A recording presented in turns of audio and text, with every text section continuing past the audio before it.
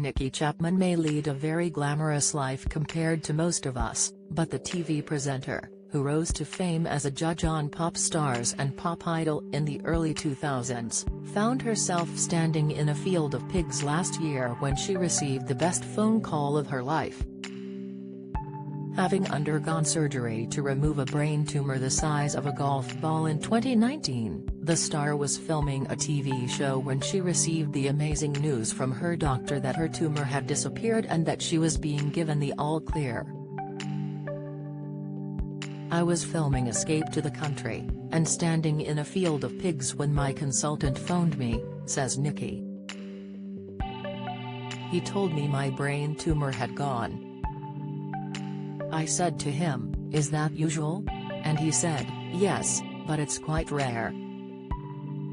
I immediately phoned my husband Dave and we were both in tears. It was such a huge relief to us both." But while Nicki, 56, admits it was a lovely moment, she isn't complacent and knows she's been very lucky. "I know just how fortunate I am because it doesn't always work like that for many people," she says.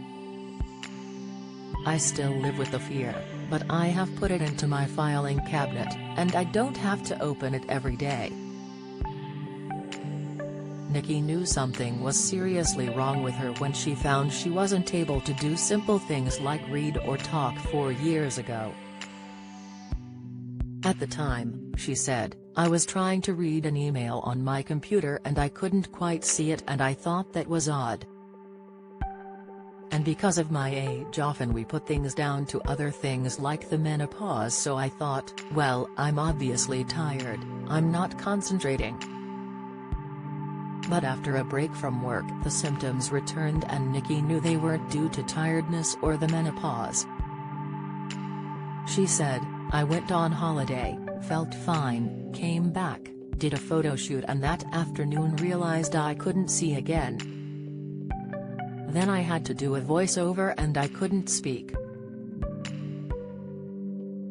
I walked into the edit, sat down and the editor was chatting away and I looked at him and thought, I can't talk to you."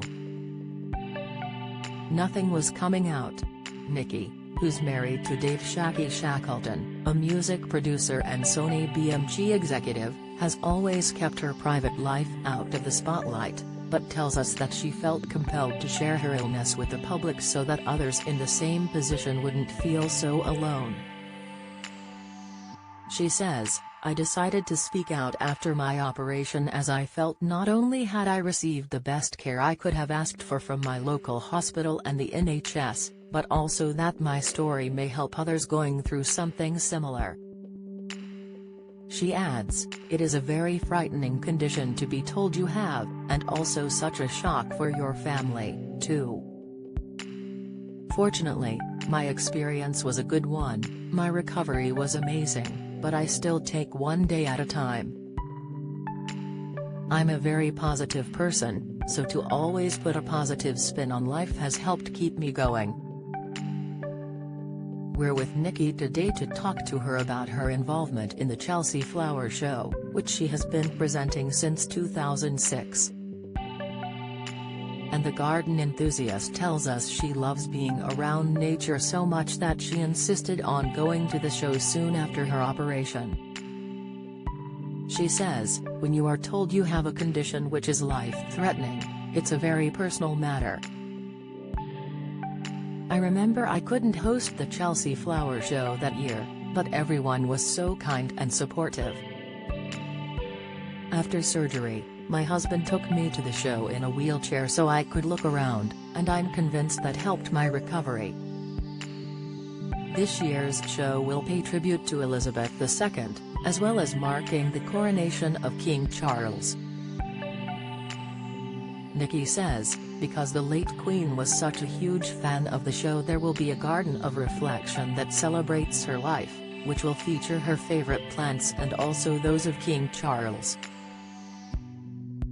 The late Queen visited the Chelsea Flower Show every year since she was a child and then became patron of the Royal Horticultural Society in 1952.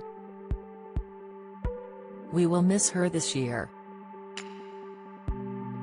Nicki, who lives in Chiswick, West London, says the show appeals to so many people because it has something for everyone and that the pandemic inspired lots of people to pay more attention to nature. It's a springboard into summer, she says. Since lockdown, I think a lot of people have found a new love affair with their gardens. Even if you only have houseplants, you are still a gardener.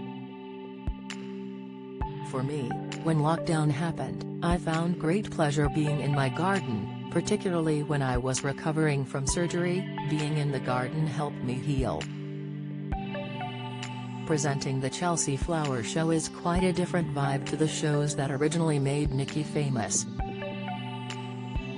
The star spent much of the early 2000s judging wannabe singers such as Gareth Gates and Will Young with her old muckers Pete Waterman and Simon Cowell. After leaving school at 16, her career started in music PR and she went on to manage stars such as Billie Piper, Club 7 and the Spice Girls. But Nicki's in no doubt who her favorite star was to manage.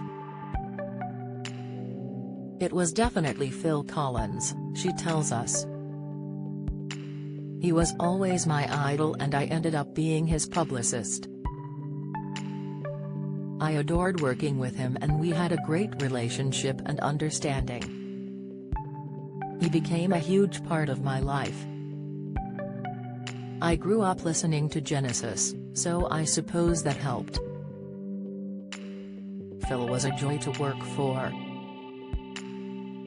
It's this passion and enthusiasm for everything she turns her hand to that has made Nicki hugely successful, and she credits her parents for giving her so much drive. I had a very happy upbringing and I had a lot of respect for my parents, she says. They always instilled in me the importance of being happy. I'm also used to hard work and it's easy to work hard when you love what you do.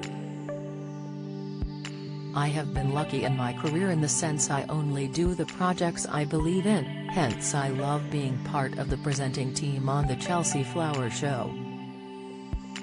It's the jewel in my presenting crown. Chelsea Flower Show starts Sunday on BBC One, with a 60-minute launch programme from 6 p.m.